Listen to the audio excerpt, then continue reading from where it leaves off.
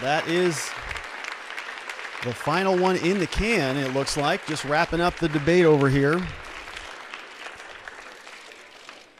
All right. All right. All right. All right. All right. All right. What's going on? All right. All right. So the stream is firing up. Let's hop on. Top on. Top on. Top on. Top on. All right, everybody. That is it for the third presidential debate. Oh, my goodness. So they are just wrapping up over there. They're taking their final photos. We can see that. Just kind of jipping the last part of the C-SPAN here because they're done. So we had ourselves a debate. Let's just go right into the chat and see how everybody feels about that. I've got some comments that I have on my own, which I will share with you here shortly. But let's get tuned in here so we can get some analysis going on. All right, let's turn that on. Yeah, all right, everybody. So the feedback coming through, let's start with that. So we've got goes to show. So Christian says goes to show how dominant Trump is on a 1 versus 1. Don John says better. Every camera counts. Good to see you here. Hello. Ford says I love this loop. I think Joe got smoked, says never trust a lawyer. You know, I think a lot of people are going to agree with that. Big bombshell about oil and Biden coming in. That is from Gigi. He's back. Didn't expect that, honestly, he says. Yeah, so 48 Kingmaster says Trump won. This was such a better debate. Worse moderator, sure, but it was so much more civil and both made their case. I totally agree with that. Biden lied and stuttered so much. I noticed the stuttering. That comes from Robert Smith. Thanks for being here. A lot of Trump support in the live chat. We got Russiagate 2.0, says Social Crusader. Biden just screwed himself with his oil plan. Crystal Dockery is saying that. Brad Claxton's back in the house. What's up? He's here. Karina Cruz says Biden's a liar. Sniper Jared says props to the moderator for at least attempting to be neutral. Yeah, you know, I thought that was actually exactly the right attack that she took. She did a good job, I think, of addressing both sides. And there was at one point, even right in the middle of the debate, where Trump says, you know, I think you're doing a pretty damn good job here on this thing. Pretty good. Nice job. I respect that. I totally agreed. I think she was pretty fair. There were a couple little things I made notes about where it felt like she was doing a little bit more fact checking on Trump, but overall, you know, he's squirrely, so I'll give her the benefit of the doubt on that. I thought she did actually a pretty great job, at least relative to the Chris Wallace stuff. Let's see. Moderator did a good job. Yeah, more support from the moderator. TRP finally got Biden to admit he would raise taxes and stop fracking. Joe hurt a lot of black people, and it's hard for me to move along because he didn't care, and Dems and reps got rich. That's right. Biggest bombshell was a news conference before the debate. That comes from Sky High FPV, which I did not actually see, so I haven't seen that yet. But it was mentioned before the debate started. John L. says way better than Wallace. Gigi says, I think Biden seemed less empathetic than usual, while Trump seemed more empathetic. I agree with that. Yeah, I think that's a good take on that. Biden had, well, let me show you my notes. All right, let me just flip over here. I'll show you some of the notes that I took. And there's quite a lot of them over here. Let me just get this situated so we can see the chat. And we'll just take a quick look. So over here, you can see I took a lot of these notes over here. Just kind of, I was making little notes as we go along, and we can actually talk about some of this. But I wanted to get some of your initial thoughts before we dive into the analysis. All right, so one of the things that really stood out to me was this. Joe Biden seemed very well rehearsed. I wanted to see what everybody thought about this, right? He seemed well rehearsed. A lot of the time I was wondering why was he taking so much time to do debate prep, but it did seem to me like he had a lot of good one-liners. So I actually wrote some of them down. He said specifically, he a number of times he brought up Scranton and Claymont. Remember, he kept saying that, I'm from Scranton, I'm from Claymont. that he said that a lot, right? He's got to win those voters over in those key demographics. He came back repeatedly to this red states, blue states thing. He said, a lot of the unity talk that reminded me a lot of the campaign for Joe Biden or for Barack Obama when he was running. He used that line all the time. He was saying, this is not red states. This is not blue states. This is just the United States. And, I think that is good. Americans want to hear more unity than the divisiveness. But I don't think it really stuck that hard in this context because it was pretty okay. It wasn't really a divisive tone. Donald Trump wasn't aggressive and kind of being, insanely rude like he was last time. And so to sort of really hammer home that America wants to be more united and less divided, it didn't feel all that divided to me today, at least relative to the prior debate. He said he had some of these good lines, some of these kind of one-liners. He said, it's not about my family. It's not about our families. It's about your families. And so he was trying to sort of reframe this. We don't want to talk about my kids. Of course, he doesn't want to talk about his kids. So I thought that was a clever way to reframe it, to say, let's just change the nature of the conversation. We're not talking about us anymore. Let's think about you. Let's think about the kitchen table. And he used a lot of that. He used a lot of the imagery. If you remember when we were talking about the coronavirus stuff, that was some of the best imagery and sort of the theme that I think he presented. He was talking a lot about the death, and he was saying that, and he was pulling out the numbers. Remember, right at the beginning, he said, 200,000 dead, 220,000 dead, 1,000 dead a day, 700,000 new cases per day, 200,000 dead. And he held his mask up. Remember that? He actually pulled his mask up and held that up. It was really good visual imagery. I think he was really trying to connote that that Trump is kind of a fool. If he just put the mask on, this whole thing would be over. And I thought, sort of comparing and contrasting the total number of deaths relative to the simplicity of solving these future deaths just by flipping around the mask was something clever. I thought that was a good little technique. Now, the ideas that came after that were pretty disastrous. I thought, this idea that there's going to be a really strong trend or tendency towards a national mask mandate. He talked some about these national standards that would be required in order to open up the governments. Of course, I disagree with a lot of that. So that was my initial thought on some of the positives of Biden. A lot of good imagery, a lot of good sort of technique in there, a good one-liners sort of littered throughout. And he seemed to be very well prepared. He seems like he's much more prepared for these things than Donald Trump. Donald Trump just kind of feels like it's off the cuff. I don't think that it necessarily is, but we'll see. All right, let's take a back look at the comments. People are filling in here a little bit. Welcome back. Ford chimes in, says, hey, thanks for staying in the office late tonight to be with you. It's my pleasure. It's an honor to be here with you. I'm having a lot of fun having these chats. And so I'm grateful to be a part of this conversation. Let's see. Those weren't Joe's words. Those are from a writer for him that he read again with his contact lenses. Angry Widow of Navy SEAL says that. Tiny House Developer says, as a black mother of a son who is a cop, he now have to check in 3 times a day because of threats to the officers. I have kind of made my mind up. Exploring says Biden doesn't have the NRA or big oil, so that's a killer to any person who fights them. Tuck Gibson says Trump said he has done more for the black community than any president except Lincoln. What did he forget about Lyndon Johnson?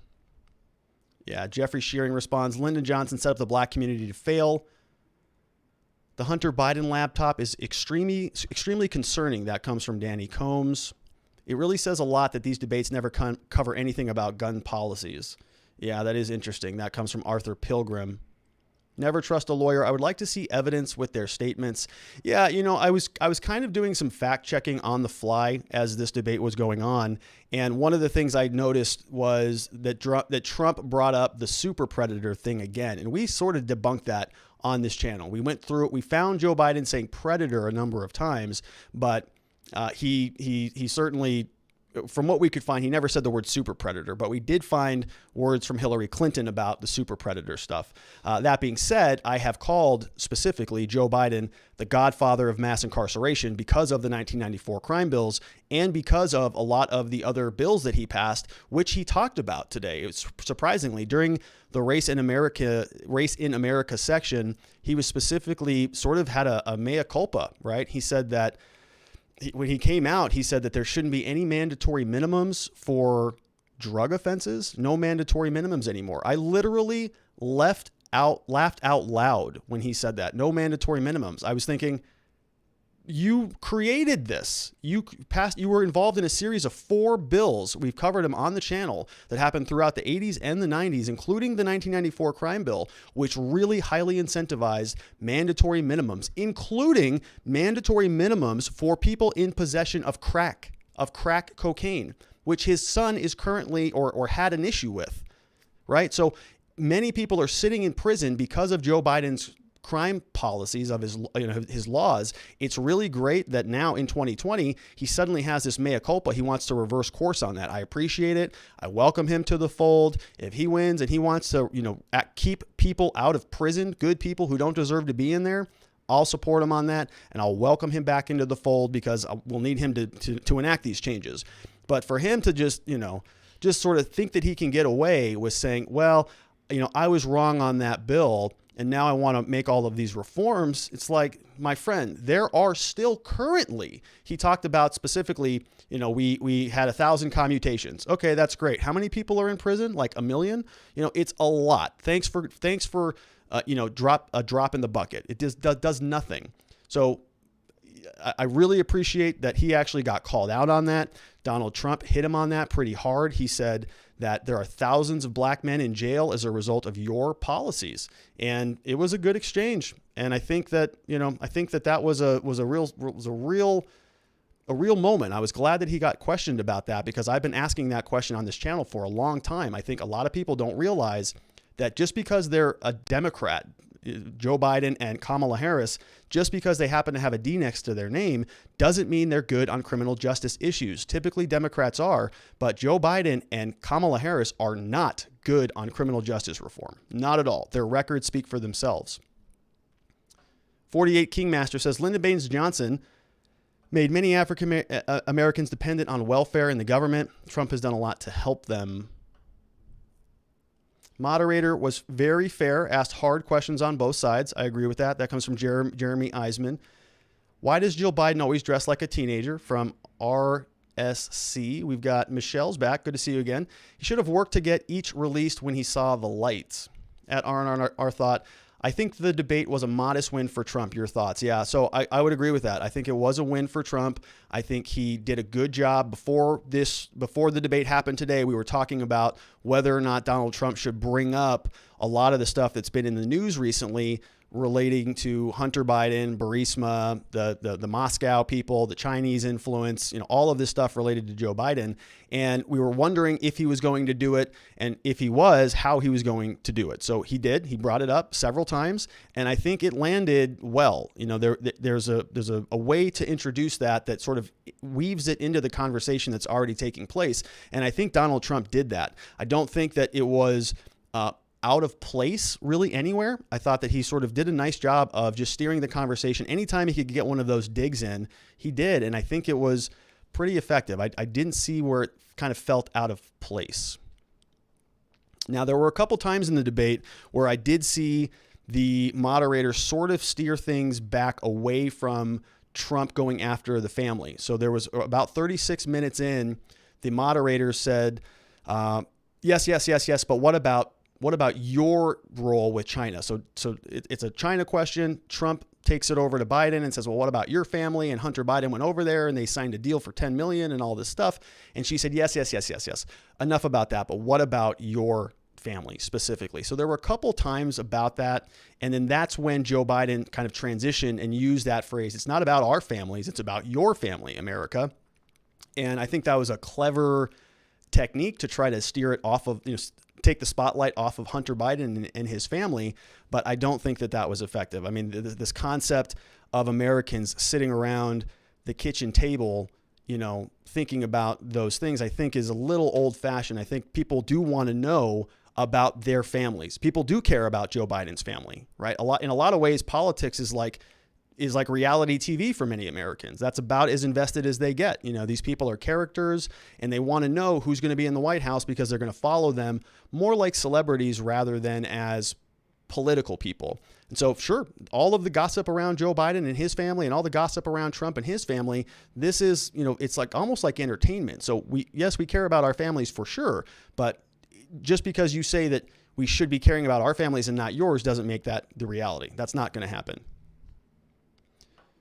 All right. So Never Trust a Lawyer says, considering the weight of the debates, I think they should be a lot longer. It's a great opportunity for the public to see for themselves rather than being interpreted by the biased media. I agree. And I noticed that actually. It looked to me like actually both of them were getting a little tired. I noticed that. They were both looking down a little bit. And actually there was a time Joe checked his watch. Joe literally checked his watch. I wrote it down.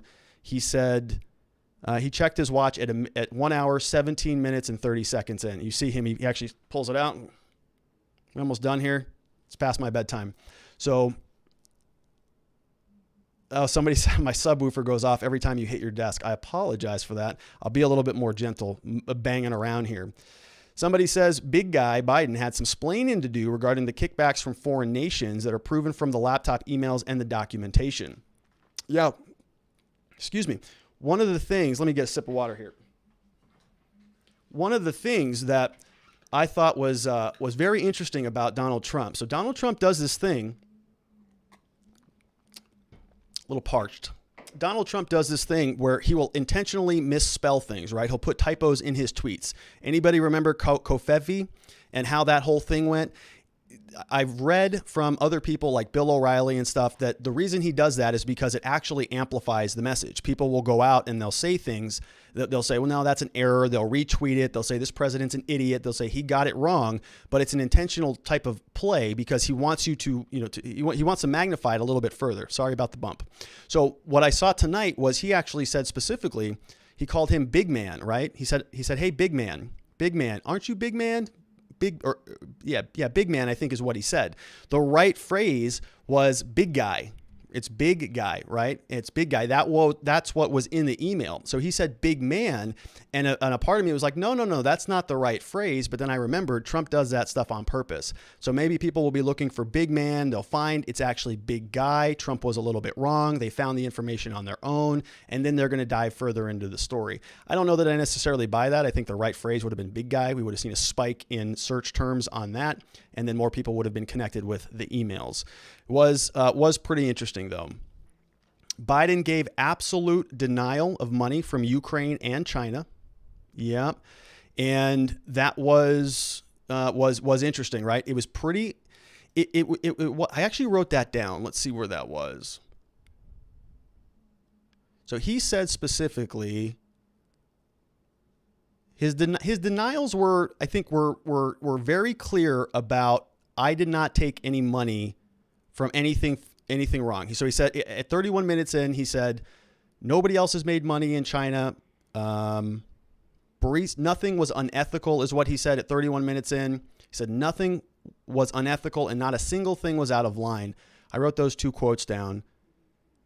And there was some unequivocal sort of refutation that he received any money, but there was no indication from what I heard in the debate, and you can correct me if I'm wrong, that he said that anything that has been released is not authentic, right? Did he ever say anything about these emails are not authentic or that they're not real? I didn't hear that at all. I heard a lot about that. I heard a lot about the so-called 50 people from the intelligence community who are saying that this is all a Russian hoax, and this is all Russian disinformation and all that stuff. But I didn't hear him say that the actual evidence that has been released is bad. I just haven't seen that yet. Corey Wall from the great state of California, Trump all the way, he says. He described the people who had looked into the situation, says Ramon RD. Joe never denied the emails. We got a super chat over from Zulu Zeit. Zulu has been around from the very beginning. It's always good to see you here, my friend. Why do you think Trump is not raining down commuted sentences if that's the measure of criminal justice reform? Which is a great question. Traditionally, presidents do that at the very end of their term. If you go back and you look at pardons and commutations, they happen really near the end. And so I think that if you can look at when Obama did it, look at when any of these people did it, they're all at the end of their terms. And so if Trump wins, then I think we'll see a flurry near the end of the first term and then another one at the end of his second term. If he doesn't win, I still think we'll see a flurry of them at the end of his first term. So, the fact that Joe Biden came out and said, yeah, we released 34,000 people from prison and commuted 1,000 different sentences or convictions that is like peanuts. Okay. It's not even a big deal. It's so minimal in terms of what they did over 8 years.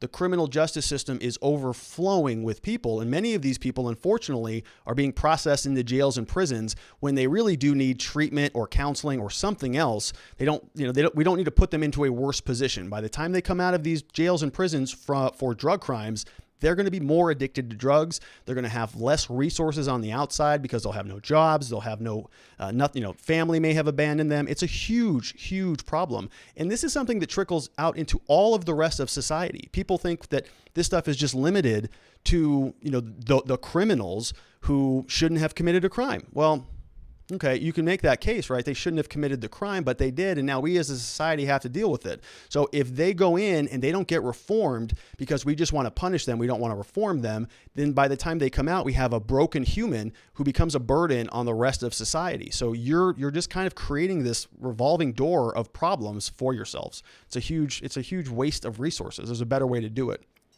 Rachel B is here with a big super chat. Thanks, Rachel. She says, why does Trump bring up the military when he talks about the vaccine? I'm so sick of the corona hell world. Sometimes I think he is too, but that worries me. So I think the reason Trump brought that up is because of distribution. So I don't necessarily think it has anything to do with, the military forcing coronavirus vaccine injections or anything like that. It's just a mechanism of distributing the vaccines once they're available. So, you think about what system does the United States have that is built to just rapidly deploy forces along big areas of land and terrain? Well, it's the military, right? If anytime we've ever been to war, the military is set up for that. They take a consolidated group of resources. They pick them up from a base, from a country, from a port, whatever it is. They drop them off into another location. It's called force and power projection. So they're able to do that. If we can mobilize all of our military and fight a global battle on the other side of the planet, we should be able to use those same resources. We don't need to send them over there to wipe out a country, but we can use the same people and the same resources to distribute the vaccines across the country. I think that's what he was talking about specifically.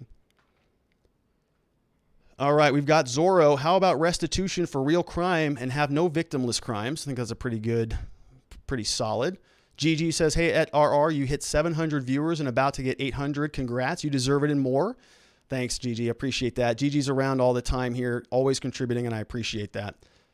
Let's see. We've got Stanley Kramer. Why do we give other countries our tax money when they have suffering here that could use the money? Yeah, it's a great question. I asked that question a lot myself. We have a huge military. We have all these investments. We have foreign aid all over around the world. We have a lot of problems here at home. We have all of these huge, battalions of aircraft carriers and all of these things. I love America. I love America being strong. I love our military. I want the best military in the world. But maybe these resources would be better used at home. We don't need 50 battleships just floating around the ocean for no good reason. So I think maybe we can rethink some of those things. We got another super chat from Samsky Tattoos at Culture Tattoo, who says, Samsky Tattoos at Culture Tattoo. So check them out if you are looking for a tattoo. We can judge the laptop when it actually becomes a criminal case. Until then, isn't it just speculation? So it is certainly speculation. There's a lot to speculate about. There's no doubt about that. I have made that caveat every time we've spoken about it.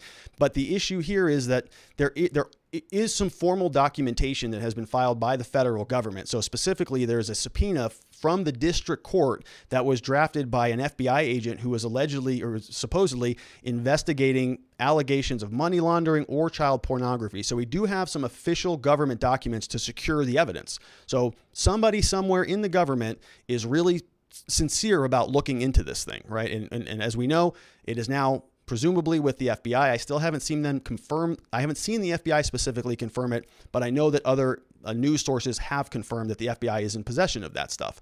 So, just because there aren't criminal charges formally filed, it doesn't mean that nothing is happening, right? We represent people all the time who haven't formally been charged, but they're under investigation, or they're being looked into, or they have concerns that maybe they're being exposed to criminal liability. So the investigation, the inquiry into what's really happening can take place before formal criminal charges file. It happens all the time. And we actually see it all of the time. When we were analyzing, what case was it here on this channel?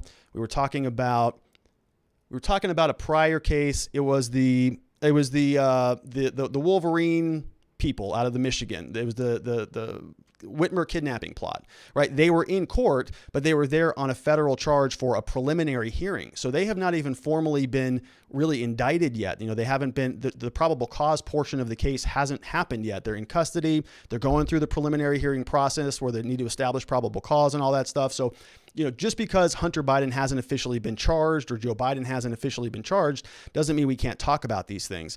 And remember, what's fair is fair, right? Donald Trump, when in 2016, when we had the Steele dossier come out, people were spreading that around. All of the news media was spreading this around. We had this allegation that Donald Trump was urinating on hookers and things like that. I mean, false allegations with no basis in reality. We now know that dossier was bought and paid for, and there's no legitimacy behind it. So why was the news media blasting that all over the entire country, all over every single forum that they could? And then that led to, the Russian investigation, Mueller, $46 million, as Trump mentioned, over several years.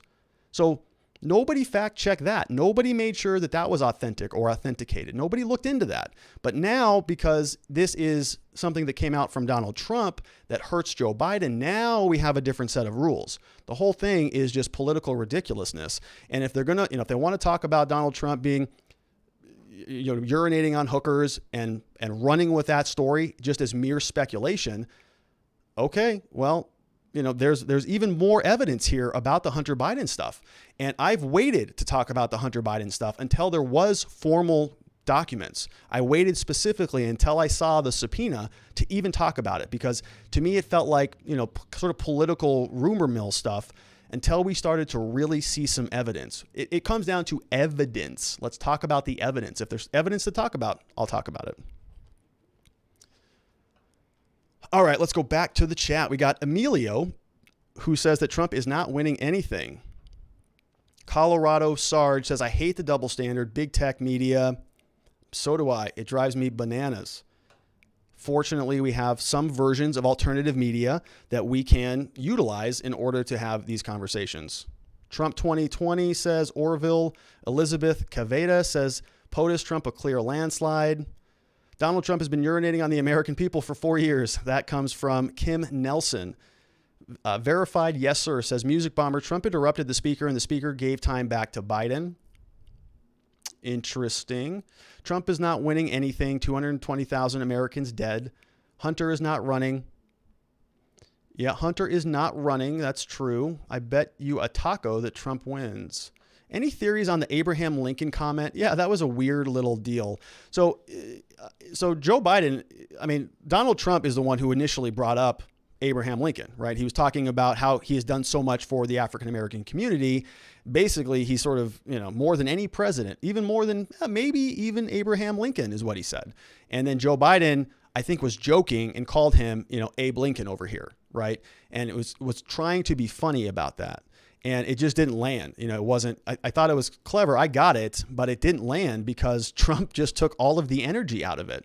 He just turned around, and Trump's really good at this.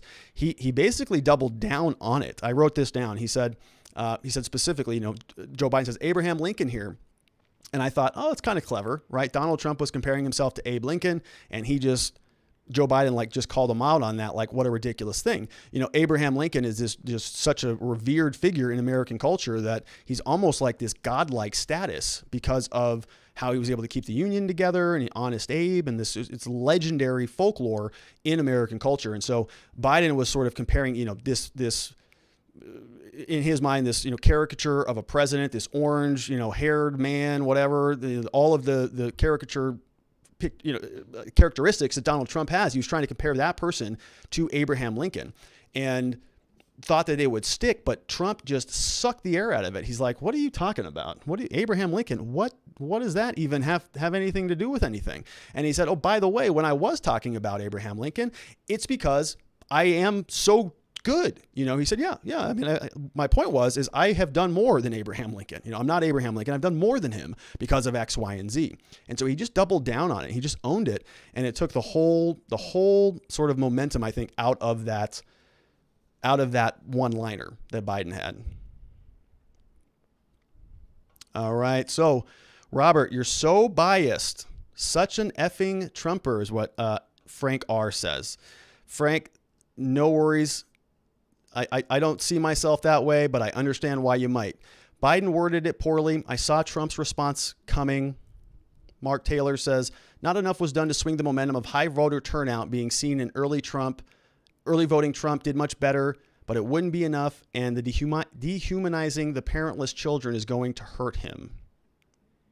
So you think that Donald Trump was dehumanizing the parents, or Joe Biden was?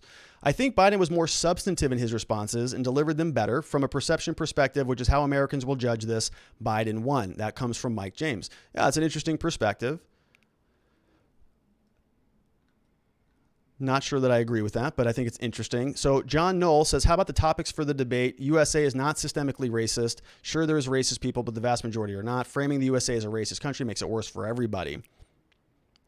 We've got Ford. This is not the space to get into an argument. Pony. Okay.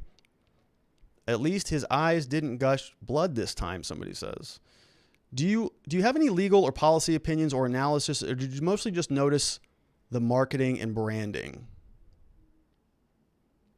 Yeah, I have a lot of that. So it's a great question. So in terms of the legal analysis, we already covered some of that. So we talked specifically about Joe Biden talking about criminal justice reform. And one of the things I thought was very interesting about this criminal justice reform exchange was how prepared Joe Biden was to address the issue. So we had talked, on this live stream just tonight, I previously had mentioned the distinction between the super predator and the predator allegation. If you're just joining us, we had talked specifically about Joe Biden. When I did the research, Donald Trump used the same allegation that he called people super predators back in the 1990s after the 1994 crime bill. And we tried to research that, and I didn't see anything about Joe Biden calling any of those people super predators. When we did our review on that, we found that Hillary Clinton was the one who actually used that phrase, and we played a video of her saying that. But Joe Biden, no. Joe Biden did have some speeches where he used the words predator, but not super predator. And so I thought that fact check from Donald Trump was off. He said it at the first debate. I couldn't find it. He said it here. I didn't look again, but I presume I still wouldn't find it. And so I thought that was a little bit off. And what was great about what Joe Biden did in response was he had quotes ready to go about Donald Trump that he didn't have at the first debate. So the Biden campaign was very prepared for this allegation, for the super predator thing again. And when Trump brought it up, Joe Biden came back and said, no, you said they needed to be in jail even more. You said that they were marauders. You said that, that this stuff didn't go far enough. And I thought that was, a good technique in terms of responding to this super predator categorization. But that being said, I still don't really accept Joe Biden's claim that he has sort of had this come to Jesus moment about criminal justice reform, right? So now he said that he went through his list about, no mandatory minimums. We're going to ask the states to actually, reduce their mandatory minimum policies. Nobody goes to jail for drug crimes and all of that stuff. And in my mind, I appreciate that he's here now on this side of the aisle. I would love to see more people really push for criminal justice reform.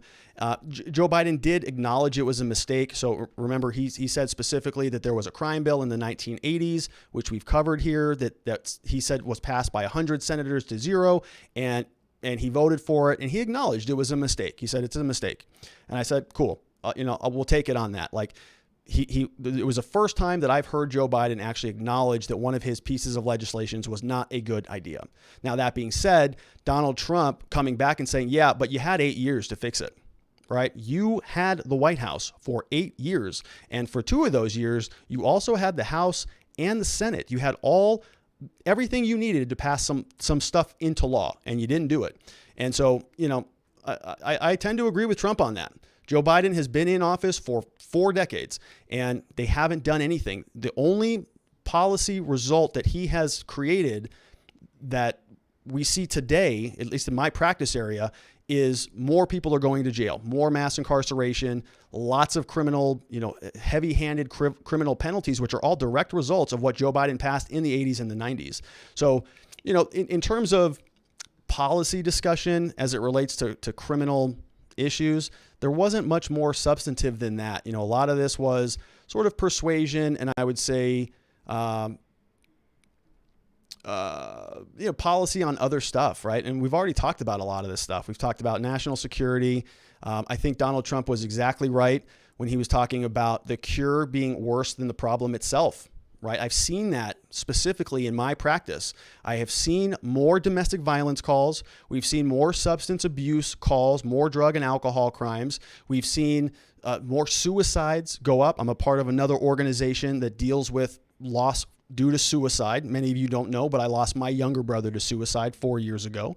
And, it's something that's very important to me. I'm very cognizant of what's going on in the mental health of sort of, the world around me. And I know that a lot more people are drinking themselves to death. They're drugging themselves to death, and they are literally killing themselves because of the stress of what is happening around us. So, I think Donald Trump, when he talked about that, he resonated with me big time because I know how these issues are affecting people.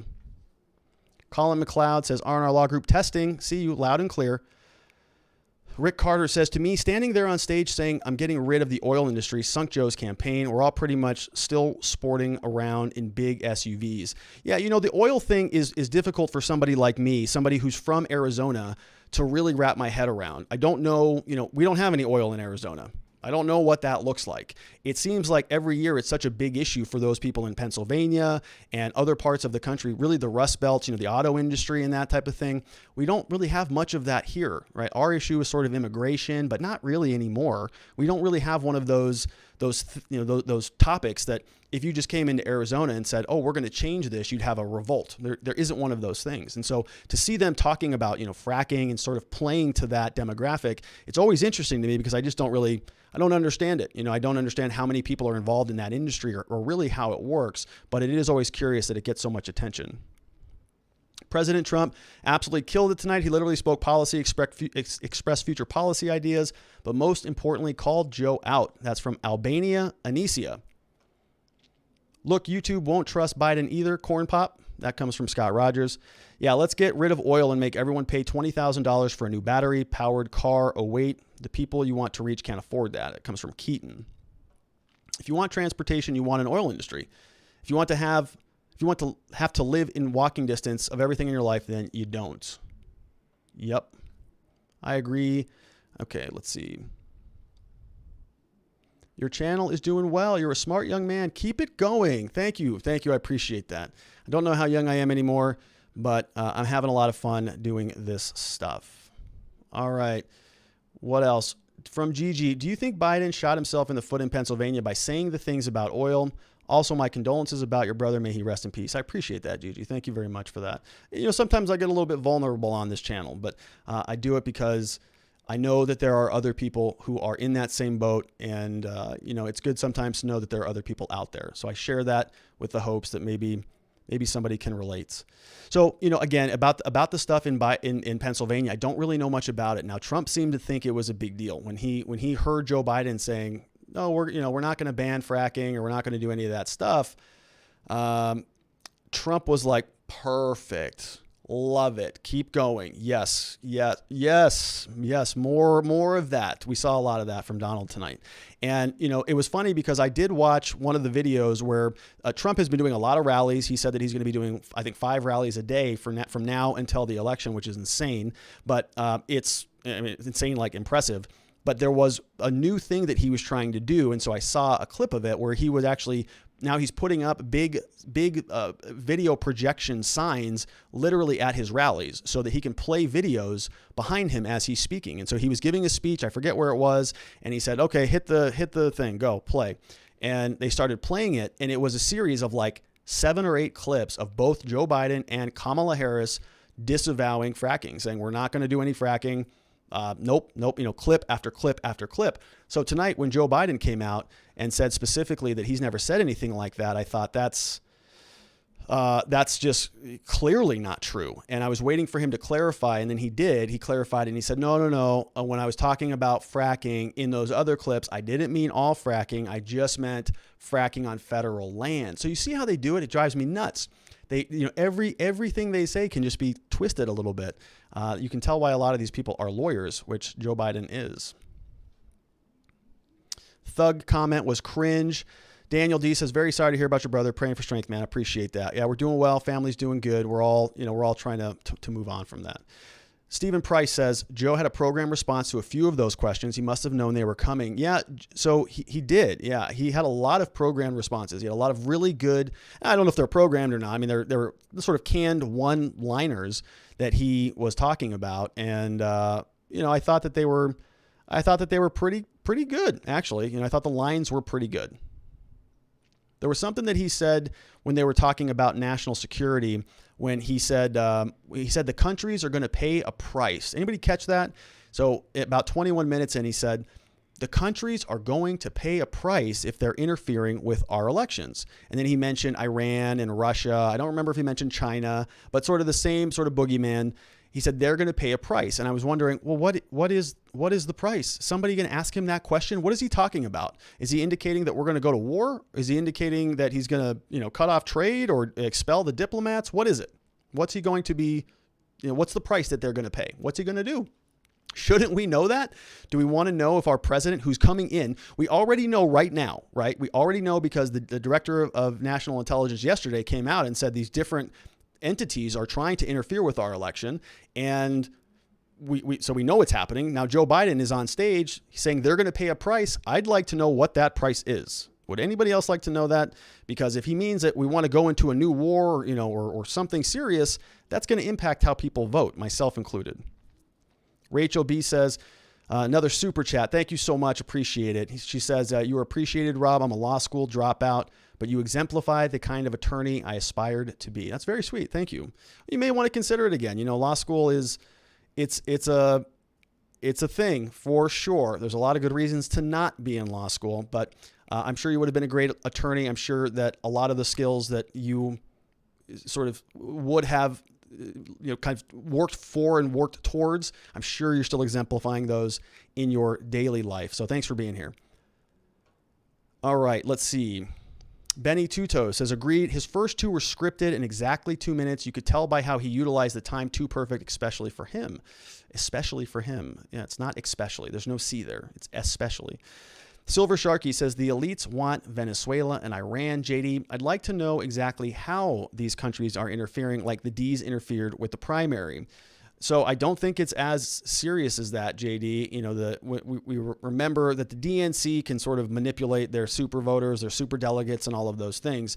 What happened that the DNI talked about specifically was that basically Iran and some of these other countries got voter registration lists. So they have names, numbers, email addresses, and they were emailing out documents to these voters that were supposedly from the Proud Boys. So they were spoofed emails that were being sent out to massive amounts of people on the voter rolls, indicating the emails were claiming that if they didn't vote for Trump, then there were going to be repercussions coming their way. And of course, what is that going to do? If I got a letter like that or an email like that, I'd be like, no, nobody's telling me how to vote. And so that would instill some resentment towards the Trump campaign, and it would, I think, persuade voters to go towards Biden. So I think that was the allegation, that they're trying to cause this unrest and be aggressive, sort of feigning this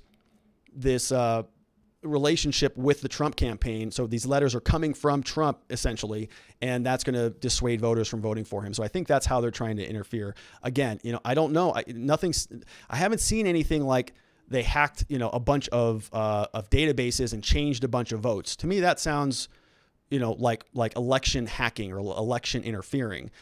Sending some emails or running some Facebook ads, you just kind of presume that different countries are doing that. Do you think that we just live in an isolated ecosystem from the rest of the world? We don't. Of course, they're going to be trying to influence the election. Every single American's trying to influence the election. All right? Every time you talk to your friend and you say, hey, who are you voting for? Huh? Who is it? It's because it depends on how they answer. You're going to try to influence that person. So everybody's trying to influence the election. It's not rocket science that this is happening, and it shouldn't be like a national emergency because they're trying to send some spoofed emails. All right, we got another super chat. This one comes from Michael Devlin. It says, foreign leaders give kickbacks of our foreign aid tax dollars to corrupt members of Congress through offshore accounts and or their shell companies. Yeah, So I have no direct evidence of that. If you told me that that happened and that statement right there, I would have no disagreement with that. I would imagine that that is happening all the time, all over the place. I would have no question about that. It's because you just have to think about it, right? If people have motive and opportunity and the means, right? Motive, opportunity, means. And you have an unlimited fund of money, which is the American taxpayer, and you're in a position where nobody's going to be looking at you, and everyone else is doing it. You've got all those things. So of course, why wouldn't you just, pocket a little bit? You'd have to be a very ethical person to not do that. And unfortunately, most of our politicians don't fall into that category. All right. Forget the 80 million fake ballots the Dems have let loose. Why even talk about Russia trying to influence the election? That's what I call influence the election on steroids.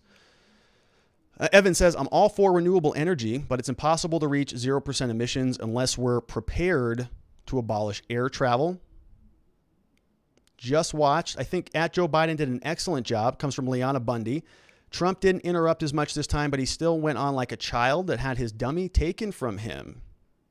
So I didn't see it quite that way, but it's an interesting perspective. These debates, I think for anybody is like, you kind of see what you want out of it. When I look at it, I really strain to try to find positives and negatives for both sides.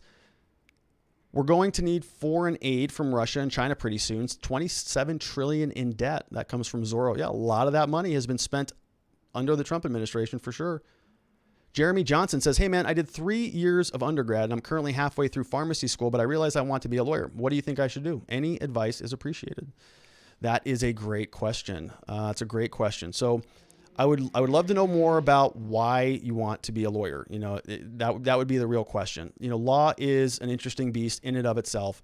Many people think that you go to law school and you just come out and you make $250,000 a year your first year, right? You're going to go get a big job. It doesn't really work like that, at least not in the Arizona market. So, there are other reasons. I think if you're passionate about it, absolutely, it's a no-brainer. If there's something in the law that you love that really has captivated your attention, for me, my experience was nobody in my family is a lawyer. I'm the first lawyer. I didn't even hardly know a lawyer when I was applying to law school. I took a constitutional law class in college and I loved it. It resonated with me. It rung my bell. And I thought I want to know more. And from there, what I really did is I sort of started to flesh out the life that I wanted to lead, right? I wanted to be somebody who could help other people.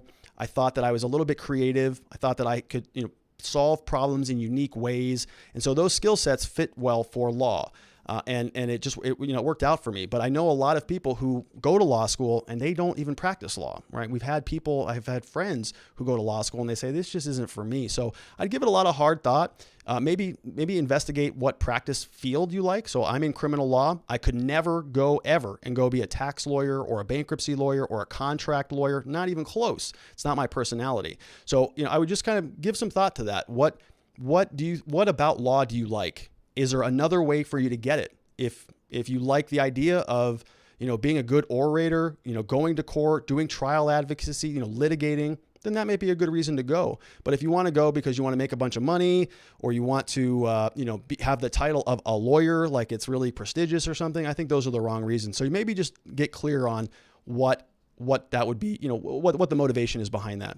But I wish you best of luck either way, because it's fun. It sounds like you've got, two good options and you'll be able to utilize one of them. And if you become a lawyer, stick around. And if you don't, stick around. Is there any, so another super chat. Wow. Okay. So I'm kind of missing these. Another super chat from FLK. I got to be careful with these names now. Is there any tangible evidence that something illegal happened between Joe Biden, Hunter, and the Ukraine? So the Ukraine, I have to think back on the Ukraine story. So I think the only thing that we know from was the Ukraine. Yeah. Ukraine was Burisma, right? Is that right? if Ukraine is Burisma, let's do a quick fact check on that. I think it was. So Burisma, let's take a quick look. Yeah, so Burisma is based out of Kiev, Ukraine. Yeah, so that's the one I'm thinking of. So the only real evidence that I think exists there on that particular topic is the emails that went back and forth between Vadim Posarsky and Hunter Biden. So it's all circumstantial evidence, really. It's not really any direct evidence on the Burisma stuff yet. So the idea was that Vadim Posarsky actually sent an email to Hunter Biden as soon as Hunter Biden got on the board of Burisma. Then once that happened, that email was indicating that they needed to set something up with Joe Biden. Then Joe Biden has that video where he communicated to the president of the Ukraine that they needed to fire a certain prosecutor in order to let up the pressure on Burisma. So it's this big circle of influence, but the only direct evidence is all circumstantial. We have a photograph of them golfing. We have some emails. We have an email before. We have an email after. We have the prosecutor who got fired. So it's all, we're all sort of connecting the dots, but it's not really as direct as maybe a lot of people would like. All right. There is also a statement by one AG that our ambassador dictated to him a list of people he was not allowed to prosecute. That's very interesting. Okay, we've got agreed. Biden was the scribe of the crime, but it had been an overwhelming bipartisan support, including Congressional Black Congress. Ethical Data Zero says, love the show. Keep it up. Thanks, Ethical Data. Thanks for being here. Appreciate that. Why on earth are we giving them $1 billion that the Feds steal from poor Americans? Now that's a real crime. Thought he said other than Abraham Lincoln. Yeah, he may have. Liana Bundy says you can't reform someone who is dead upon leaving their car. Hurried Plays says trust the lawyer. Let's see. When the price of oil goes through the roof, then you will understand the issue. Yeah, that comes from New York Guy. I certainly would understand it. Well, listen, if that's the case, then you would imagine what Joe Biden said tonight would have been essentially disqualifying for him, right? In Pennsylvania, if it is that important, then you would have to imagine that that if he basically told them, I'm going to decimate your entire industry, that's not going to sit well. He compared himself to Lincoln. Let's see. We've got a super chat over here from Jay Grimm with a big $10. Thanks, my friend. He says, but did you build the cages, Joe? Did you build the cages? Ask him. Just ask him. Hey, Joe, did you build the cages? He did that a lot. He says, keep up the good work. I'm loving your channel these days. Keep up the good work. Thanks, Jay Grimm. Appreciate you being here. Hurried Play says, earpiece. I got mine in. Biden wants everyone to use electric cars. Wow, hope everyone has $60,000 to buy one. And who will be paying for the charging stations? Billions of dollars. Yeah, on the climate change stuff, again, I really don't know why this was brought up today. There are a lot of other issues to talk about, but the idea, one of the dumbest things that I think that these climate changers want is this. We're going to retrofit, what did they say, 10 million buildings or something like that? Like they're just going to come in and retrofit a building. Like, have they ever done construction, like ever? It is extremely expensive, extremely disruptive. It never goes right. It never costs what they say it's going to cost. It always takes twice as long. Finding the right contractor to do it is insane. Like every time we try to find somebody to do something around here, it's like a nightmare. Nobody shows up on time. It'll never get done, right? So all of that money will go Lord knows where. It's going to interrupt a ton of small businesses. If we had to refit our building, what is that going to cost? And how much time is that going to take? And how many people are going to be displaced? It's like, no, we don't want anybody touching our building. Okay. Especially any mandates from the government telling us to come touch our buildings. We're good. The next buildings we build, we'll build better, whatever, build back those buildings better. Just leave us alone. And Donald Trump, as a small business owner myself, I will say that he spoke to me pretty clearly when he said, we have to open our country. These companies can't stay closed. You can hide in your basement, Joe, but everybody else has to get back to work. And I've been saying that on this channel for a long time. I understand coronavirus. I understand the severity of it. I had 2 very close family members in the hospital. One almost died twice from it. Okay, I can get into that story another time.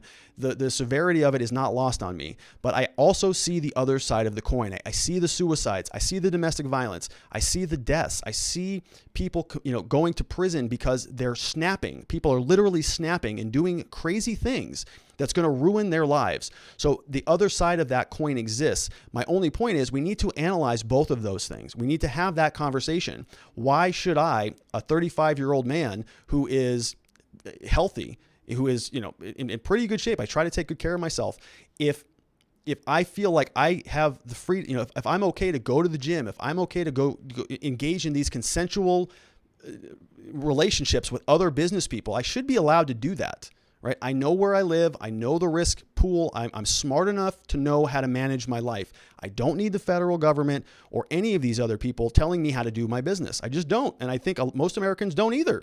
So when Joe Biden comes out and he starts telling, we're going to do this and we're going to do that and we're going to, do all of these things, and Donald Trump claps back and says, no, American businesses need to be open. We can't stay locked down. We're going to lose the country. We're going to lose this stuff. I felt that. I felt that way. When we were locking everything down, I was sitting here going, how am I going to support all of these employees and all of these resources if the entire state is closed? Right? It's a huge stressor, and it was a difficult thing. And, the idea that this might be happening again is very distasteful for people in my position. And remember, small businesses make up a huge portion of the American economy. Aaron Bridgewater says, excuse me, a little parched over here. Aaron Bridgewater says, fracking reshapes foreign policy, less vulnerable energy, less commitment to the Middle East, foreign Arab states coordinate with Israel. Yeah. And we've been talking about that in the United States for a long time, about energy independence. And now we're sort of getting it, right? We're there. And now they're saying they want to reverse all that and impose all these additional mandates and requirements for small business owners, for people who are already operating on razor thin margins. We're just, we're just trying to, build and sort of escape the burden of the government, and they want to come crack down with more burdens. It's ridiculous. Somebody says, you're right, I'm a contractor. Yeah, Jamie McPhee says that. Look, I love contractors. I used to build swimming pools. Before I went to law school, I designed and built, literally, I was out digging trenches, gluing PVC pipe together. I would do the whole thing. I would actually design it, sell it, and then go build it. I was a subcontractor, or I was a general contractor, so that I would sub it out to all the different contractors. So I consider myself to be a contractor. So that means I can talk poorly about them, because before I went to law school, I was one of them. And I'm sure in my own time as a contractor, I was aggravating many people as well. So they're in good company, because I was one of them. All right, let's go back to the chat. So No Privacy says, Biden withheld funds to get Ukraine to get rid of the very corrupt prosecutor. It was a good thing. Yeah. And that is a pretty common thought process on that, right? So the prosecutor there, I think his name was Shinko, and the general consensus from the global community was that this guy was a problem in general. Nobody wanted him there. He's like sort of pseudo resigned, but then he didn't. And then he was formally ejected out of there by the parliament. So, there's a good alternative explanation for a lot of this stuff, which makes it that much more difficult to analyze. And so we'll see what continues to pop out. Jeffrey Gowen says, Biden lied about fracking. If you're talking about the fact that he said specifically that he never said that, then I would agree. I think that was a lie. I've seen multiple clips of him saying, I want to end fracking. Now, he went out and he tried to clarify that by saying, oh, no. I was only talking about fracking on federal lands, but I don't buy that at all. What happened is he flipped. When he was in the primaries, he was against fracking. This happens every campaign. Remember, when you're in the primaries, you have to run to the far sides of the aisle. If you're running for office as a liberal in the primary, you have to run all the way to the left. As soon as the general comes, you got to run all the way towards the center. Both parties do it. Both Republicans go that way. Then as soon as the general comes, they both race this way. So it's not unusual. Greg Richardson says, Trump won it big time, done more in 47 months to Biden's 47 years. I think that's a very good line. If Biden is a criminal, so is our current president. He's been exposed in multiple scandals and multiple testimonies on criminal acts against others. Biden isn't his child. Trump's stuff is all him. That comes from Aiden Ross. Good to have you here, Aiden. Level 40 EBT says, if Biden is that corrupt, why doesn't Trump do anything about it? It's a good question, right? So Trump's response would be that the Department of Justice is slow. Bill Barr's not doing anything. And the FBI is probably corrupted because Christopher Wray has been sitting on a laptop that Hunter Biden allegedly had since 2018. The subpoena was drafted in December, I believe. Better question, will Biden, they're the only ones that they won't concede. At R&R Law Group from Sunshade 17, do you like... So I'm voting. Okay. So voting for the Libertarian candidate. I don't know much about them, quite honestly. I really don't. I probably should know a little bit more about them, given the fact that I am more closely aligned with the Libertarian Party than probably any other party. Trump flipped on his wall. What happened to Mexico paying for it? Yeah, that's right. That didn't get brought up, right? He did mention that he had 400 miles of wall built, but no mention about who paid for that. Do you think that Trump will step off the office peacefully if he loses? Yes, I really do. I've seen no evidence that he won't, other than him needling everybody in the eye about that, right? I see it all. I really don't think that we're going to have an issue there. It would be disastrous, just across the board. And, guys like that, their reputation and their legacy is everything. If Donald Trump is known in American history as the president who refused to leave office and give up power, it would be disastrous. And there would be such a resounding uproar from the American public, including myself and many others, who would just say, oh, no, like that doesn't happen. So we'll see. All right, back over to the chat. Who do you think will win the election? I still think that Donald Trump will win. I know that is against the polls, but I still think that he will. Trump seemed a lot calmer this time around. He definitely was for sure. Lorenzo Greasy Bottom says, do you know if Faith is single? I wonder if Faith is listening right now. All right, let's see if she's on. I'm going to send her a message. Someone asked if you are single. What do you want me to say? All right. So I just sent her a message. We'll see what she says. I'll check on that for you. Check on that, Lorenzo. We'll see. All right. We got baloney on the switch to renewables. It is the way of the future. Big oil has had us over a barrel. It's time to take some of their power away. Windmills don't cause brain cancer. Nick says, do you believe the Second Amendment is more of a privilege than it is a God-given right? That's a good question. So I mean, I'm a huge proponent of the Second Amendment. I think it is.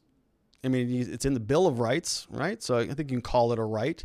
A privilege is it's more of a right. Now, I have my CCW. I have a lot of firearms. It's a hobby I enjoy, but I also seriously do think about my protection on a regular basis, in large part because of the work that I do and because of some of the people that we go up against. Remember, I'm a criminal defense lawyer. We have a couple dozen people who work here, but the agencies that we go up against are massive. We're talking about the Phoenix Police Department with tens of thousands of employees and basically on an unlimited budget, and Scottsdale Police and Mesa Police and all the police.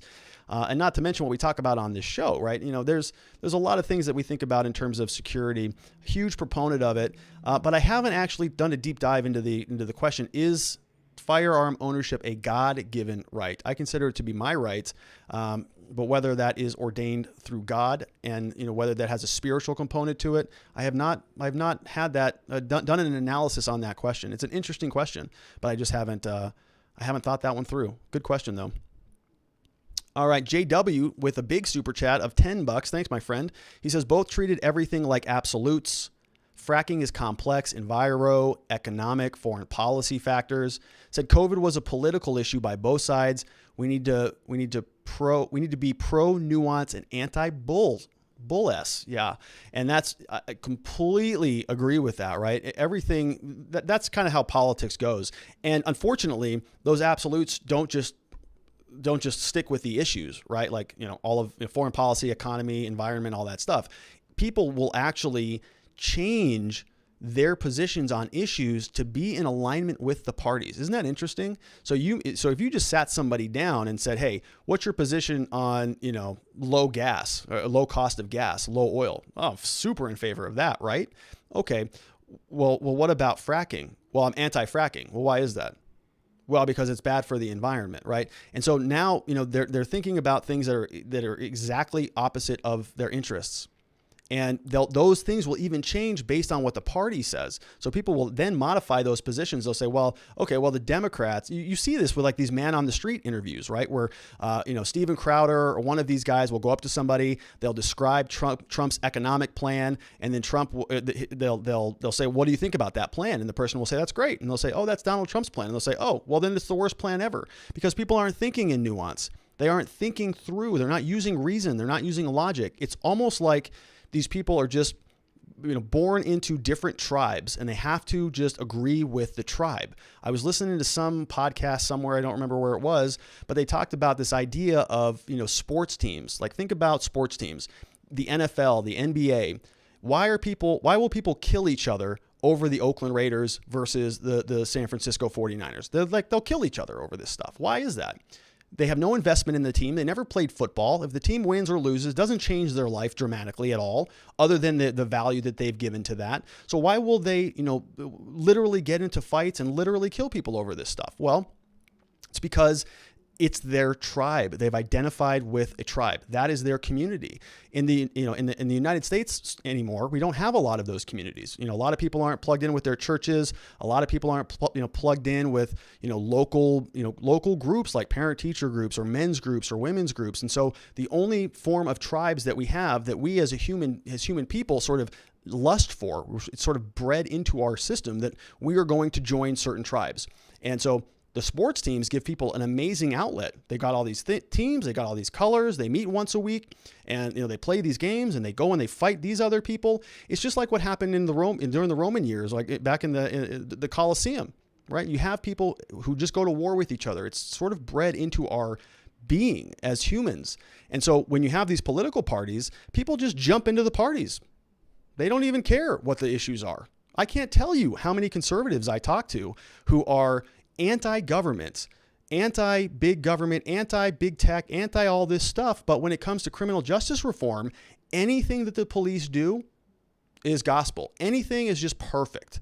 Yeah, and you say, well, the police are sort of a big extension of the government. They have police unions. They have almost no accountability. They have qualified immunity. It's almost like a dictatorship to a certain extent. Cops can do bad things and they won't even get in trouble for it. But conservatives will just say, oh God, we love the police and everything they do, and there's nothing wrong with anything in the system, and anybody who wants to defund the police or even talk about criminal justice reform is they're pro BLM and they just want to wreck the country. And you start thinking there's no nuance there. There's no reason. There's no logic there. Why do you think that way? And it's only because they have gone in their tribe. They're tribal. They're not thinking anymore. And we're seeing that too much on both sides. And it's really, really disappointing. All right. So we've got some more questions. Let's take a couple more, and then I got to get moving because it's getting late. Let's see here. Let's see if Faith responded. She says, don't answer that. All right, so I'm not going to answer that. Sorry there, not getting an answer on that one. What will it take to bring both parties together on a basis that will help the country more than hurt it? Will it take abolishing the party system? It's a great question, and I don't have a good answer for it. I mean, I think eventually that people will... I think at some point, I'm really hopeful that at some point there will be a viable third party. I would love to see a viable third party. Just somebody with some normal ideas, with some normal charisma, with some normal, with a normal background, somebody who's not like a little bit crazy. I don't know much about the current libertarian candidate this cycle, but every single cycle, that person is like a little bit crazy. We've seen a lot of them. They've got some good ideas, but then they come out with some of these bizarre libertarian ideas that people have no idea what they're even talking about, and they just can't sell it right. So it's sort of a bad branding thing in terms of politics. But I would like to see more liberty talk. In my mind, both parties are largely the same. They both just blow out the budget every year. They both just sort of ransack the treasury and do whatever they want with a bunch of stupid stuff or a bunch of unnecessary things. And nobody's really talking about fiscal responsibility. Nobody's talking about minimizing the size and the scope of the federal government. They all want to give more people more things, and they want people to sort of delegate more of their personal responsibility to these big bureaucracies. It's not how this country was set up to function. And I think it's a dangerous trend. So I would love to see, some other candidates, or at least a good candidate, from, how about just some better quality candidates just around the board? Like, that would be good. All right. No mentions of regulatory reform as criminal reform. So many grants of powers were already given to the regulatory agencies, which are under the executive branch, which is under a president's control mostly. Yeah, that comes from WINS. Libertarians need to stop screwing around and find someone credible now and start building to 2024. Yeah, the Libertarian Party is just a mess. I don't know anything. We never hear from them. They're always just sort of like throwing together a candidate at the last minute. Benny Tuto says, non-single women say, no, I have a boyfriend. She's probably gonna be mad at me for asking that question. Woo. All right, so Tom Marsh, I'm libertarian, but they can't be a party because the moment they do, they become dogmatic and authoritarian. That's unfortunate. I haven't spent much time poking around the Libertarian Party at all. All right, so let's see any other debate questions. Trump won, but was weak on healthcare. I agree with that, Johnny. Johnny Parker asked that question. I agree with that. He doesn't have a good answer on it, quite frankly, and it's a little bit disappointing. You would think he's been asked that question enough now that he would have a solid response, and he just doesn't. For some reason. Now, that's not true. He did offer some things. Oh, I missed a super chat. He did offer some things. Oh, there we go. Specifically about eliminating the mandate and all that stuff. So I think people want to hear that there's not going to be ruining the heck's it called? The individual, no. Pre-existing conditions, that's what I'm thinking of. He talked about getting rid of the individual mandate, but leaving the pre-existing conditions in place so that if you have COVID, if you have any of these things that are lingering, you're going to be covered. And I think that's really what people wanted to hear. But Joe Biden actually, I think, had the stronger mark on that. And of course, right, he's telling he's going to give people more free things. Right now you're worried about healthcare because the costs are so high. But if you elect me, we're going to, take care of that for you with a public option. And it's like, guys, you were in the White House when you passed Obamacare. You did it. I remember trying to sign up for that thing. It's a nightmare. It's a huge problem. We don't deal with that anymore, right? We have private insurance, just like Donald Trump talked about. And everybody here is very happy with it. So, I think it was a kind of a bad topic for both of them. Joe Biden has the more polished response on that because he says he's got a solution for it. A lot of people are sitting at home wondering, how am I going to pay for this stuff? And he comes back with an answer. Donald Trump just didn't have a solution. If somebody poses a problem, people want to hear about solutions. Donald Trump says, I already solved it, essentially. And I think there's more work to be done, or at least more assurances that could be provided to the American people so that there is just a little bit more, I would say, competence that they're not going to be decimated by pre-existing conditions. So we've got Colin McLeod with another $10 super chat. Appreciate it, my friend. He says, love the channel, conservative, but you are rational. Plus you make great videos with nice analysis. Thoughts on Trump administration with regards to legal reform? The Righteous Mind by Jay Haidt is a great read, by the way. All right, so let me write that down. Let me write that down over here because I would like to take a look at that. So thoughts on the Trump administration with regards to legal reform. So a couple things there, right? It could be any type of legal reform, tort reform or criminal justice reform. I think that currently they are on the right, on the right path. Essentially, I was surprised to see that he, as a Republican, did pass criminal justice reform or started it with the First Step Act. I thought that was a very interesting thing. I didn't think that he was going to be able to get it done when that was being sort of pushed through early on in his term. I was very surprised by that. I was thinking, there's no way that a Republican gets this through, because the Republicans, by and large, are, just like I said, they're pro-cop, anti-crime. In large part, what Joe Biden was doing during the 1994 crime bill and during all of those years was in response to the Republicans. The Republicans were being really hard on crime. And so when Bill Clinton was in office, they wanted to take that issue away from the Republicans. That's why these Senate bills were passing with, 100 to 0 votes, because everybody was jumping on this criminal justice reform bandwagon. It was really popular at the time. And so I was thinking, okay, the Republicans, they'll never change. They're always going to be anti-criminal justice reform. And they somehow got enough votes to pass this stuff, and Trump signed it into law. So I think that got done on his watch. And like he said today, I don't think he gets enough credit for it. I'm sure it was very difficult to get some of those Republicans to flip over, but it's the right thing to do, right? I don't think my mindset is that Donald Trump is not an authoritarian type of person who wants to see people rot in jail. I've never seen any of his policies that indicate that. People say, the children in cages thing. I just don't, it's a lot of political stuff. I just don't see it there. So the idea that Donald Trump may actually, push forward more criminal justice reform, I think is within the realm of possibility, and I'm hopeful for it. He's got, when it comes to criminal justice, I've covered it on this channel. He's got a much better record than anything that Joe Biden has done. Murphy, with a super chat, drops over a $5, says single-payer healthcare could have fixed Obama and Trump's plans. Both parties have tried to keep money and high premiums in their pockets. Yeah, I mean, single-payer healthcare, I don't like the idea of that. I don't like the idea of the government paying for my healthcare. I understand the allure of it because a lot of people think that it's going to solve the entire problem. Every time I've seen anything in government, my problem with that is that government is just super inefficient. They just waste money. They don't keep costs down.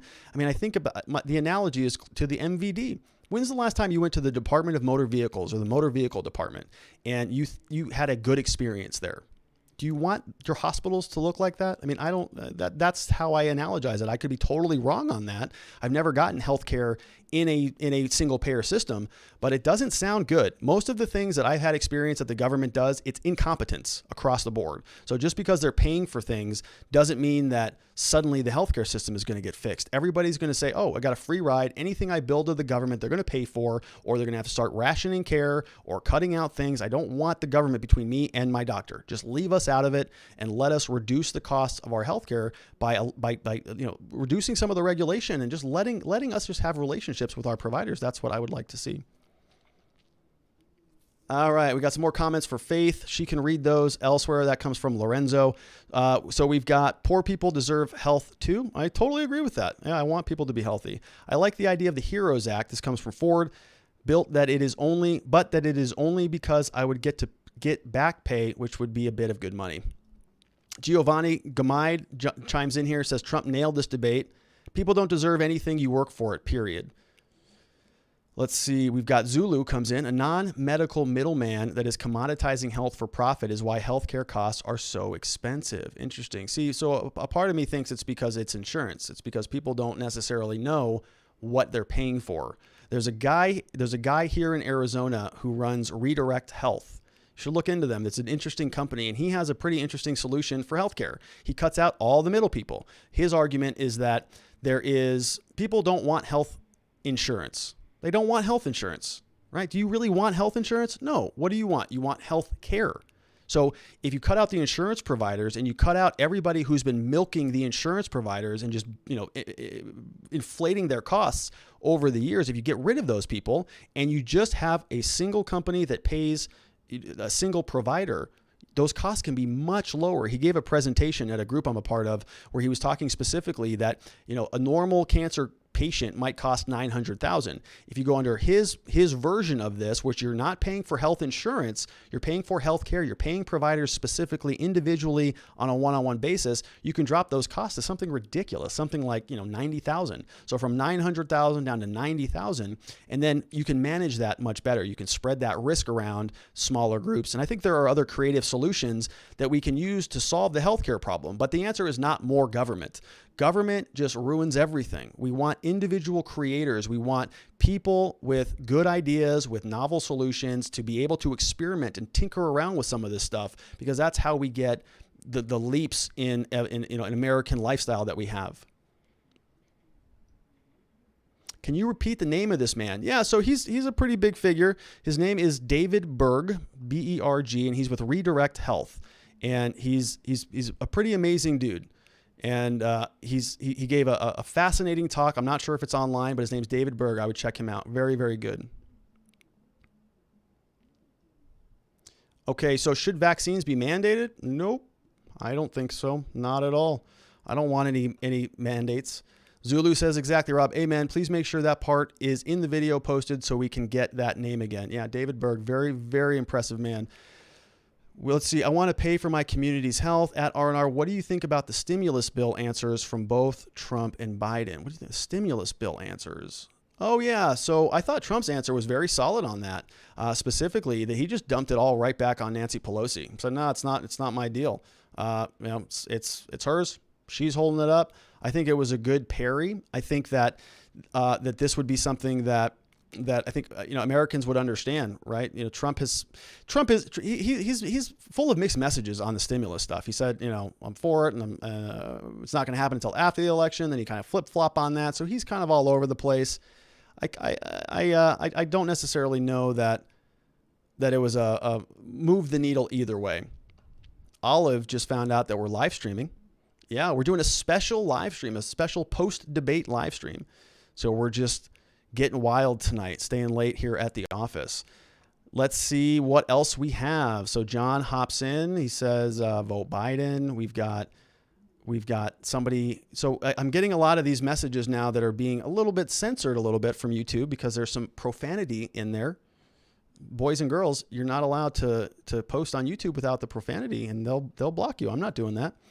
Let's see. Do you anticipate Trump losing like I am? No, I don't. I actually think he's going to win.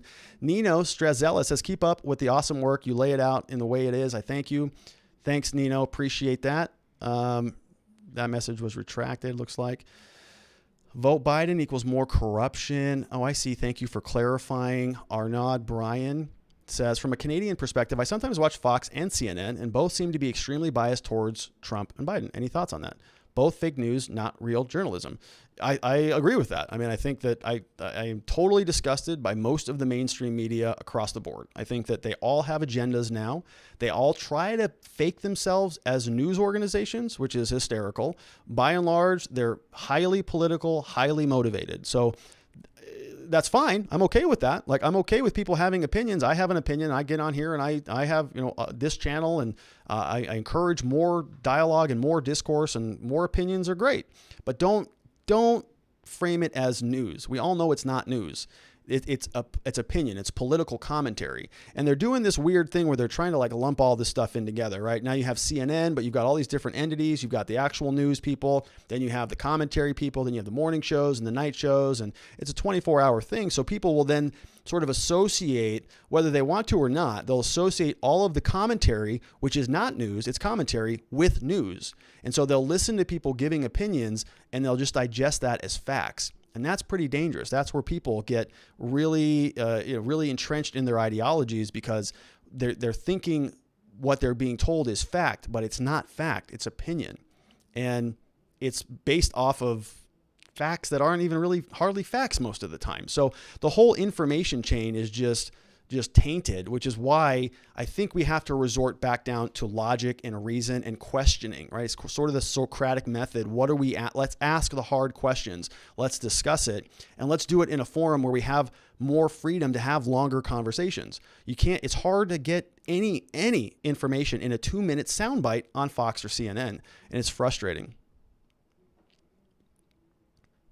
All right, let's see. Would anyone vote for Dwayne "The Rock" Johnson if he ran? Well, I'd like to see what his platform is. I'd like to see what he would do for the gyms out there. I'd be interested in that platform. So it looks like, everybody, that it's about that time. It's 9 o'clock, which means I got to get wrapped up and rolling. I had an awesome time with you all today. Thank you so much for being here. As a quick reminder, if you're not already subscribed to this channel, please subscribe. We do this every day at 4 p.m. Arizona time. It's 7 p.m. Eastern time. We have a lot of fun on this channel. We talk about criminal justice issues. The name of the program is called Watching the Watchers Live. We talk about police, prosecutors, judges, politicians, anybody who's sort of involved in our legal system, in particular our criminal justice system. We talk about all of that. So we've covered, Breonna Taylor, Jacob Blake, Kyle Rittenhouse, a lot on that. We've covered anything, all of the stuff going on. We have a lot of fun. And so if you're not a regular, we'd love to see you back. So hit the subscribe button. We're done with the debates for the year, so there won't be any more debate shows, but there will be a lot more to talk about. The election's coming up. Don't know if it's going to be decided on November 3rd, maybe a long series of lawsuits that come after that. So we will never run out of content here, which is why we want to ask you back. I had a great time with you. Want to wish you all a very wonderful night. Thank you so much once again for being here. Don B with the last super chat of the night.